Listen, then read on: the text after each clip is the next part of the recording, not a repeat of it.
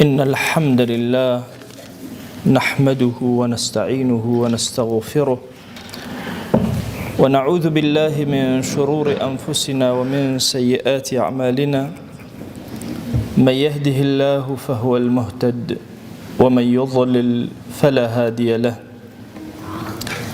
أشهد أن لا إله إلا الله وحده لا شريك له وأشهد أن محمدًا عبده ورسوله يا أيها الناس اتقوا ربكم الذي خلقكم من نفس واحدة وخلق منها زوجها وبث منهما رجالا كثيرا ونساء واتقوا الله الذي تساءلون به والأرحام إن الله كان عليكم رقيبا. لپاش سپاس و ستایشێکی بێهامتا بۆ کردگاری مەزن و داواکردنی درود و ڕەحمەت بۆ سەرگیانی پاکی پێشەوەی مرۆڤایەتی محەممەد صلی الله تعالى عليه وسلم. ئیمامی ابن القەیم لە کتێبی مەدارج السالکینە باسی پلەکانی خواناسی ئەکات. یەکێک لەو پلانەی کە باسی ئەکات باسی پلەی فراست ئەکات. ئینسانی ئیماندار ممکنە ئەوەندە لە خواناسیە قوڵ و قاڵ ببێتەوە بگاتە پلەی چاوڕۆشنی. عولەما بە چاوی سەری ئینسانیان وتووە بەسەڕ و بە چاوی دڵی ئینسانیان وتووە بەسیرەت. حتا خواناسیت زیاتر بێ بەسیرەتت زیاتر ئەکرێتەوە، چاوی دڵت زیاتر ئەکرێتەوە. حتا ڕۆحت سافتر بێ و نزیکتر بێ لەخوا زیاتر حەق و باتڵ لێک ئەکەیتەوە. آياتي بيروز من هي القرآن بيروز رب العالمين أفرمي إن في ذلك لآيات للمتوسمين. متوسمين هم مفسرين متفقا لسر أوي بو كسوتي كخوا فراستي بيداو أو كسانا تشاو كان الروشن أبيتو سرزوي بجواني وبتشاكي وحق بطال ليك جاء كنوا. إمام نسفي أفرمي متوسمين كين أفرمي للمتفرسين أواني فراسة أكن المتأملين كتأمل أكن لسرزوية كأنهم يعرفون باطن الشيء من ظاهره ناو اشتكان بدر واشتكان أزانا. إمام السمعاني أفرمي متفرسين أوانا كخلق أناس نوا بس ما يدمو تشاويان خواهي قول النوري وأخات دليان لأنه تشواني خلق وأخلاقيات خلق أخوان نوا. إمام هروي أفرمي أو كسيك أجات بلي مقامي زور برزي فراست مقامك ببي شاهدك ببي أوي ضلي شتيكي خوان دبيتوا ببي أوي خبر وتجربيكي هبي أفرمي هندك شتانك أزانك لو أشي لا يخلق وتصور كان أو غيبة بوي أفرمي استئناس من حكم غيبي كأنما سيري حكمك غيبي أكاتو برانبرك. بويا خوشويسمان صلى الله عليه وآله وسلم لفرموديك أفرمي اتقوا فراسة المؤمن زور بترسن لفراستي كسي إيمان دار فإنه ينظر بنور الله. شكا بنوري إخوة سيرك زور كاد إنسان لو عيب وعاركي هبه لقال كسي إيمان دارك كسي إيمان دارك إخوانته أيبينه. إمامي أنطاكي أفرمي إذا جالستم الصادقين جالستم أهل الصدق فجالسوا بصدق لقال أهل الصدق دانشتن ضلطان ركنوا آقاتان ليبي فإنهم جواسيس القلوب. شكا أوانا كأنما جاسوسي نود الله كانتانا يدخلون في قلوبكم ويخرجون منها من حيث لا تحسون. ببي وي آقاتان لخوتان بي سر لدلطان أدن ودرتن لدلطان ببي وي دركتان بخوتان كردبي زورق لأسراري إنسان هيا كاتك لقال أهل صدق دائني شيء أهل صدق بي أزاني باب وشي در نبري. ابن القيم رضا ورحمة الله اللي بأفرميه فراسة للشريعة أبيت السيبشو فراستك إيماني من هي تنها بتقوى خواناسي دستك نيجي سنتي زياتر ذكري زياتر الصفاي زياتر لقل خوايا الراس قوتر لقل خوايا أفرمي أو فراستك إيماني بي أوتري أو نورك خواي قوري يقذف الله في قلوب عبده خواي قوري إخات دلي عبدكانيو جوري كتريان أفرمي جورك لفراستمان هي برسيبون ورياضي زور وتمرين كردني زور وهولداني زور. أفرمي أما تنها ربطي بكسي إيمان دار ونية جاري وكسي كي بدينيش أجر زور أم باري خوي قال كاتو ممكن اشتاق لشتكان بزانه تفرسێکی بۆ دروست ببێ. سێهەمین دانیان ئەفەرمێ فراستي علم الفراسة الخلقية بأخلاق إنسان، أخلاق ظاهري إنسان، أخلاق باطني إنسان أزاني بهەڵسوکەوتی ظاهریە سەیری ناودڵی ئەەکەی. ئەم سێ جۆرە لە فراست پلەیەکی زۆر گەورەن ممکنە ئینسانی ئیماندار هەم لە ڕووە عیلمیەکەوە، هەم لە ڕووە ڕیاضی و تەمرینیەکەوە، هەم لە ڕووی خواناسی و تاعەتی خۆیەوە بگاتە ئەو پلە و مەقامە گەورە. پیاوانی گەورەی ئەم ئومەتە هەمویان ئەهلی فراست بوون، دڵڕۆشن بوون، چاوکراوە بوون، بۆیە نەئەخەڵەتان. ئەمڕۆ سیرکەن ئومەتی ئیسلامی ئەگەر لە فەیسبووکە کەسێک شتێک بنووسی هەموو ئومەتە خەریکە ئەخەڵەتێ پێی. تەسەوورکە زمانی هەستانەوەی ئومەت و دروست بوونەوەی ئومەت خەڵک حاڵەتی فراسەتی وە دروستە بێ.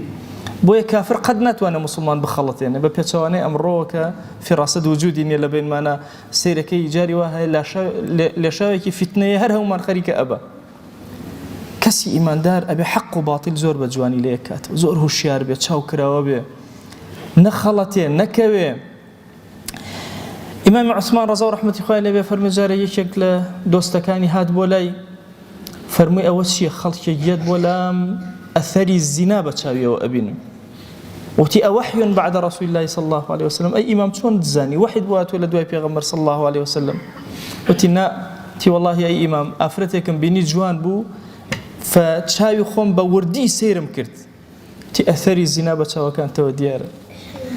ئەم فراستە کە لە دڵی کەسێکی ئیماندارە دروستە بێ حاڵەتێکی زۆر تایبەتە بە جهد و جیهاد و مجاهدەیەکی زۆر گەورە دروستە بێ. ئیمامی عەلی ڕەزا و ڕەحمەتی خوای لێبێ کەسێکی منافق هاتووە وەصفی ئەکرد. ئەمن دەی بە ئیمامی عەلیە هەڵڵا ئەوە نەیوت. ئیمامی عەلی فەرمووی ئەنە دوونە ما تەقول، وەخوا ئەمەی کە توێڵێ من لەوە کەمترم، بەڵام وفوق ما في نفسك ئەوەی کە لە دڵتایە ئەی منافق لە تۆ گەورەترم لەوەی لە دڵتایە. ئەم ڕوحیەتە پاکە، ئەم نەفسیەتە پاکە خوێندنەوەی بەرامبەرەکان، خوێندنەوەی واقع، فقهی واقع و تەوەقع بزانێت لەمە دوات چی ڕوئەدا، حاڵەتێکی تایبەتە لە کەسی ئیماندارە و پلەیەکی بەرزی خواناسیە. بۆیە ئیمامی شافعی ڕەزا و ڕەحمەتی خوای لێبێ فەرمێ چوومە یەمەن هەرچی کتێبی فراست بوو هەموویم کڕی، هەمووشم خوێندەوە، هەمووشم لەبەر کرد. ئەڵێ لە ڕێیە کە ئەگەڕامەوە کەسێکم بینی بە علمی فراسەتی خۆم ئەم کەسە زۆر کەسێکی بێکەڵکە و کەسێکی نەفز نزمە. ئەڵێ بەڵام احترامێکی زۆر گەورەی گرتم. ئەڵێ خەریب و کتێبەکانم هەموو فڕێبە. ئەڵێ ئەو وڵاخەی کە پێم بوو، خادیمەکەی پێم بوو، عەتری بۆ هێنام، زۆر خزمەتێک گەورەی کرد، نان هەموو شتێکی پێدام. ئەڵێ گومانم لە هەموو کتێبەکانی فراست کرد. ئەڵێ کاتێ ویستم خوا حەفیزی لێ بکەم، وتم برای خۆم هەر ئیشێکت هەبوو لە مەککە بەس پرسیار کە محەممەدی کوڕی ئیدریسی شافعی پێتەڵێن و پاداشتە ئەدەمەوە. وتی بۆچی من عەبدی باوکی تۆم؟ بۆ هیچ حەقێکە بەسەرمەوە هەیە؟ زەحمە نەبێ ئەو شتانێکەوە سەرفە کردو هەرون پارەکەیان بەرەوە. ئەڵێ دەنکە دەستی پێ کرد بە بژاردننیەوە، خواردنەکەت بای ئەوەنە بوو، عەترەکە بای ئەوەنە بوو، جێگاکە بای ئەوەنە بوو، شەومانەوە ئەوەنە، عەرەفی وڵاخەکەت ئەوەنە، ڕێزەکەی خۆت ئەوەنە، پارەکانم بەرەوە. ئەڵێ لە دوایە پێوتم وتی هەرچی سێرەکەم تۆ خراپترین کەسی سەرزەوی کە هاتوویتە ئەم ماڵەی منەوە. ئەڵێ تێگەیشتم کە کتێبەکانم لە قیمەی وردەکاری و علمێکی زۆر تایبەتایە. بۆیە عەزیزانم وا تەسەور مەکە ئێمە لەم زەمەنە زەمەنی ئیشغاڵی و مێشک پوچی و مەشغوڵی و فەیسبووک و نازانم مەشغوڵ بوون بە شاشەوە و نەخەوتنی باش و ئیسراحەت نەبوونی باش و مێشک مشەوەشی فراست دروست نابێ. فراست بابەتێکە بە عیلم و خوێندنەوەی کتێبەکان بڕێکت لێ دەسەکەوێ، بە ڕیاضە و تەمرینی خۆت بڕێکت دەسەکەوێ، بە نزیکبوون لە خوا بڕی سێهەمت دەسەکە. ئەکرێ ئینسانی ئیماندار ئەوەندە نزیک بێ لە خواوە، ئەوەندە ڕۆحی تێکەڵ بێ بە ڕەب العالەمین، خوای گەورە زۆر دەروی لێ بکاتەوە، زۆر دەرگای خێری لێ بکاتەوە، زۆر دڵی ڕۆشن کاتەوە. ئومێد بە خوای گەورە لە هیچ پلەیەکی خواناسیە ڕامان نەگرێ، هەموو ڕۆژ و کاتێکمان، هەموو مانگ و ساڵێکی نوێمان بەرزبوونەوە و مەقامێکی نوێ بێ لە حوزوری خوایە. خوایە ئەم عەبدانەی تۆ ئەمڕۆ بە نیدائێکی تۆ هەموو لێرە کۆبوونەتەوە، هەمووی دەستی لە کار و کەسابەت و ئیشی خۆی هەڵگرتووە، لەبەر لقا بە تۆ هەمویان لێرە حازر بوون. ئەمانە عەبدانێکن ئەهلی تەوحیدن، شایەتومان ناهێنن تەنها بە تۆ نەبێ وشەی لا ئیلاهە ئیلڵا لە دڵیانە چەسپیوە، ئەمانە دەستی دوعا بەرز ناکەنەوە تەنها بۆ تۆ نەبێ، ئیلاهی قەت سوژدەیەکیان نەبردووە تەنها لە مەقام و حوزوری تۆیان نەبێ، ڕوکوعیان نەبردووە تەنها بۆ تۆ نەبێ.